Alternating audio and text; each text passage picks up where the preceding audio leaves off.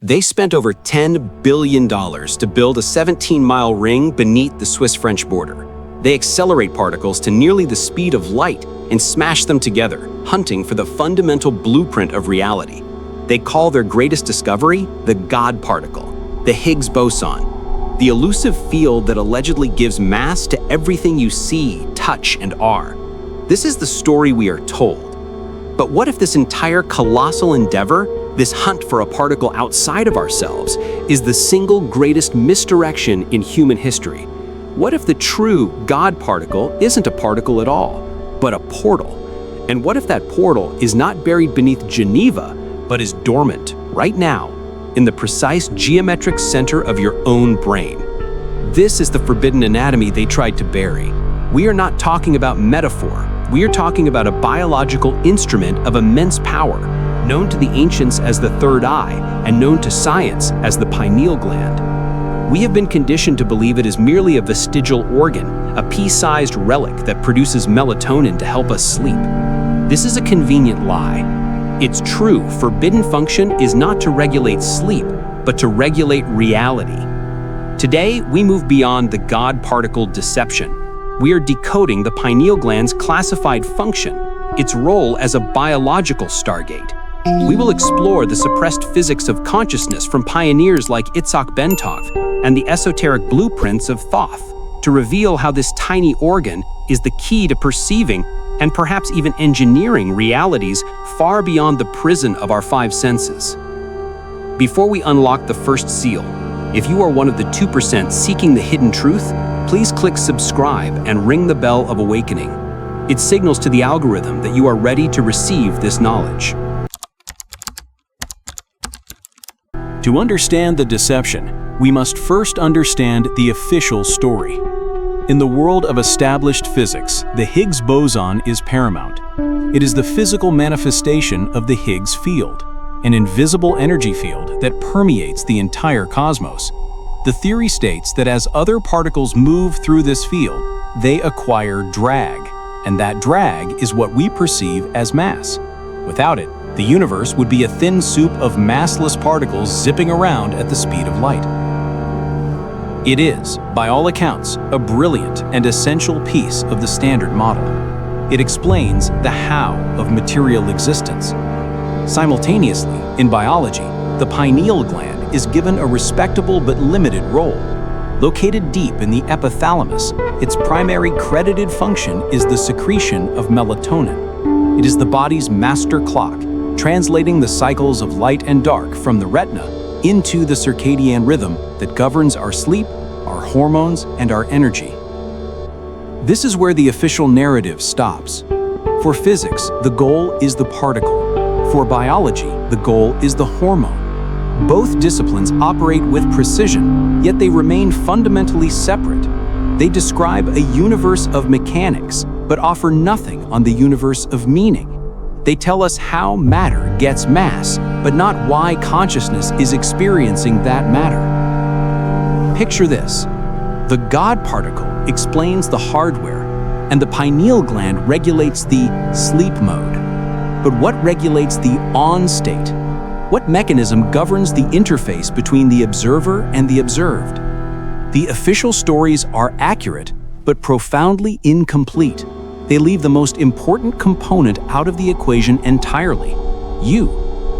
The ancients understood this differently. They didn't see a gland, they saw an eye. From the Eye of Horus in Egypt to the Ajna chakra in the Vedic traditions, cultures across millennia depicted this same point in the brain as the seat of intuition, spiritual insight, and multidimensional awareness. It was the bridge, the connection point between the physical world and the unseen realms. So why the discrepancy? Why did ancient wisdom venerate it as a god key while modern science demotes it to a simple clock? This is not an accident. It is the crux of the suppression. To find the truth, we must look where they told us not to look, not at the gland's chemical output, but at its hidden physical properties. This is where the work of the brilliant scientist and inventor, Itzhak Bentov, becomes critical. Bentov, a Czech-Israeli immigrant, was a pioneer in the field of biomedical engineering, but his most profound work was on the physics of consciousness.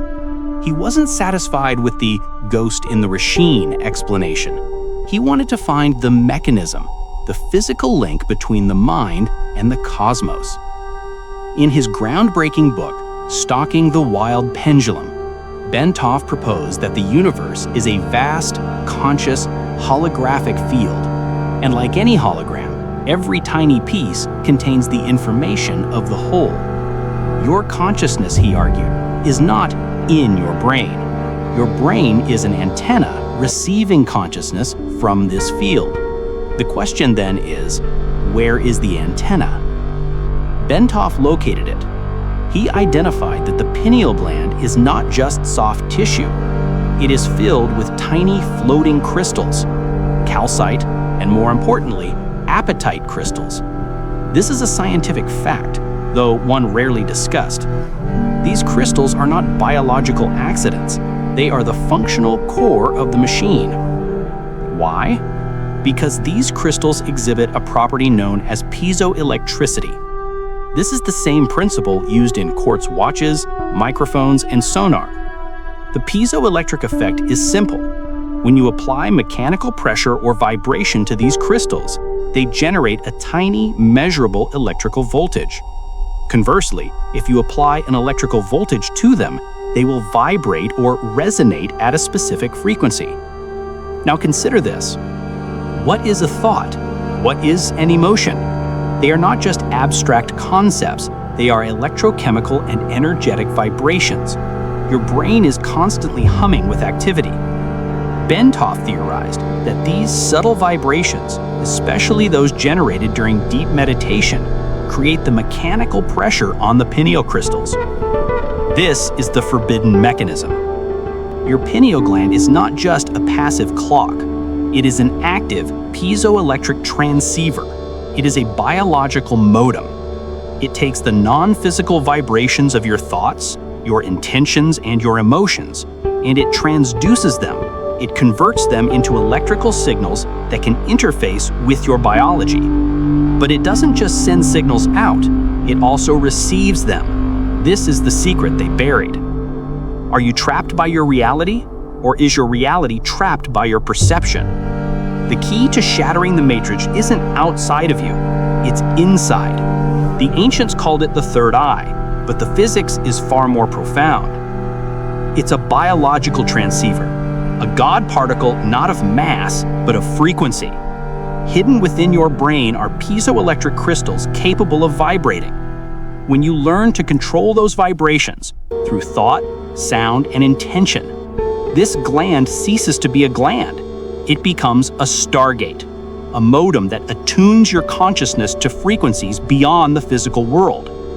This is the physics of unlocking the holographic universe. This mechanism is the bridge Bentov was looking for. It is the physical, biological hardware that allows your consciousness to interface with the quantum field. When you are in a state of fear, stress, or anger, you create chaotic, discordant vibrations. The transceiver is offline or tuned to static. You are locked in the five-sense reality. But when you cultivate coherence through deep meditation, gratitude, or focused intention, the vibrations become stable and rhythmic. Bentov mapped this process. He showed how this rhythmic coherence starts in the heart, moves to the brain, and creates a standing wave that makes the pineal crystals resonate. Picture this. This resonance, this piezoelectric hum, is your dial-up tone to the cosmos. As the crystals vibrate, they generate their own electrical field. This field then couples with the larger magnetic field of the Earth, and ultimately with the zero-point field of the universe itself. You are quite literally tuning your personal broadcast to the frequency of the cosmos. This is the physics of as above, so below. The pineal gland is the below, the microcosm. The holographic field of the universe is the above, the macrocosm. Your pineal gland is the Stargate, the physical junction point that allows your individual consciousness to plug directly into the universal consciousness. Long before Bentov mapped the physics, the ancient wisdom traditions mapped the function. The Hermetic texts, particularly those attributed to Thoth, are not just mythology, they are operational manuals for this biological technology. When Thoth speaks of the Eye of Horus, he is not just using a symbol, he is providing a schematic. The Stargate function is not about building a physical ring to travel across space. The true Stargate is about traveling across perception. It is the ability to consciously attune your awareness, your point of observation, to different densities, different frequency bands of reality that coexist with ours right now. Consider the spirit molecule, dimethyltryptamine, or DMT. This is one of the most powerful psychedelic compounds known, and it is not just an external drug, it is produced endogenously, naturally within the human body, with high concentrations theorized to be synthesized in the pineal gland. Why? Why would the body, in its wisdom, create the code for such a profound, reality-altering substance? The mainstream calls its effects hallucinations, but this is a failure of language. What if they are not hallucinations, but channel changes? What if DMT is the biological key, the chemical trigger that fully opens the bandwidth of the pineal transceiver? It floods the system, temporarily dissolving the filter of the five senses and allowing the antenna to receive information from these other realms. This is the function that was deemed forbidden. In the Thoth blueprints, the master was one who could see beyond the veil. This was not a metaphor, it was a literal description of a human who had mastered their own pineal transceiver. They could access the Akashic field, the universal database of all information directly, without needing external texts or dogmas. This is the Stargate. It is a biological frequency lock. When the pineal gland is decalcified, coherent, and when necessary, chemically stimulated by DMT, it ceases to be a receiver of local reality, the five senses, and becomes a receiver of cosmic reality, the holographic field. You are no longer just a character in the simulation, you become a user with admin-level access. The Watchers that Thoth warned of are not beings from other planets in a physical sense. They are interdimensional intelligences that exist in a frequency band just outside our own. They are the parasites of consciousness, and they have an interest in keeping humanity's stargates closed. Because a closed stargate means a population that is blind, docile, and easily controlled. This brings us to the most critical question. If we are all equipped with this advanced biological technology, why is it dormant? Why are we not all masters of reality? The answer is simple. The Great Suppression. A system of control does not thrive when its populace is empowered and sovereign. A human being who can access universal information directly, who can perceive truth without a mediator, who can heal themselves with frequency, and who understands they are a fractal of the cosmic creator, is the greatest threat to any hierarchy. An awakened populace cannot be manipulated by fear, divided by dogma, or enslaved by consumerism. So, the suppression was enacted, not through force, but through interference. It is a war of frequency. The primary weapon in this war is the systematic calcification of the pineal gland. This is the shield they placed over your third eye. Fluoride, a neurotoxin aggressively added to public water supplies and toothpaste, is the main culprit. It accumulates in the pineal gland more than any other part of the body, forming a hard phosphate crystal shell around it. It's a brilliant, insidious strategy. You don't need to destroy the antenna, you just need to insulate it. A calcified pineal gland is a transceiver that has been encased in concrete. The piezoelectric crystals can no longer vibrate. The modem is unplugged. The Stargate is sealed shut. If you are feeling a sense of resonance right now, if this explanation connects the dots in a way nothing else has, and you are realizing the profound implications of this biological suppression, then take 1 second to support this transmission. Click the like button. You are signaling to others who are searching that this is a truth worth investigating. By sharing it, you become part of the awakening, helping to pierce the veil of control for someone else. The suppression is also mental. The entire God particle narrative, as brilliant as it is, serves as a powerful distraction. It trains us to look out there, to massive billion-dollar machines for the answers to creation. It defines God as a particle of mass, reinforcing the materialist prison. They have hidden the key to the cosmos inside of you, and then convinced you to search for it everywhere except within. This knowledge can be disempowering if it ends with suppression, but it is not the end. It is the beginning. This is not a story of permanent loss. It is a call for reclamation. As I suggested in our plan, we are not activating something new. We are restoring a natural, innate function that has been deliberately damaged. The path of reclamation has 3 pillars. The first is physical decalcification. This is the non-negotiable first step. You must remove the concrete shield. This involves a conscious effort to eliminate fluoride from your intake. This means purified water, reverse osmosis or spring water, fluoride-free toothpaste, and a cleaner diet. Disclaimer: this is for philosophical exploration. Always conduct your own research and consult professionals before making any changes to your health regimen.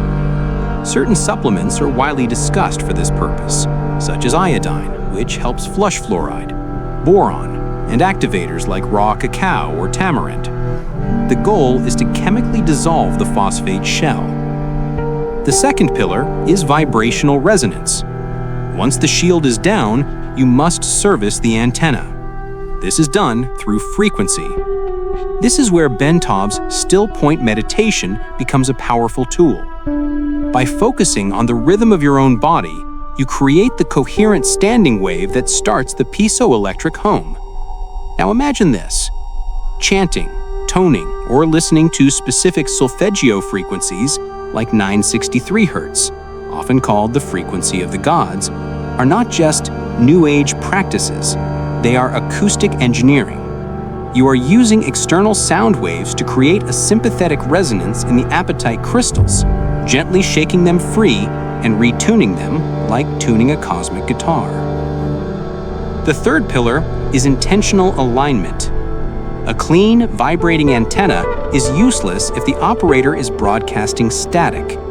This is the most difficult pillar. You cannot access the higher cosmic frequencies while vibrating at the low frequencies of fear, jealousy, or anger. These emotions are the jamming signal of the controllers. This is why all ancient traditions emphasized purifying the self. Meditation, mindfulness, and the conscious cultivation of gratitude and compassion are not just moral guidelines, they are operational requirements. They are the act of aligning your personal broadcast, your thoughts, with the frequency of the holographic field, love or universal coherence. You must become the frequency you wish to receive. You do not need a guru. You do not need a machine. You have the hardware. The physical work, decalcification, clears the static.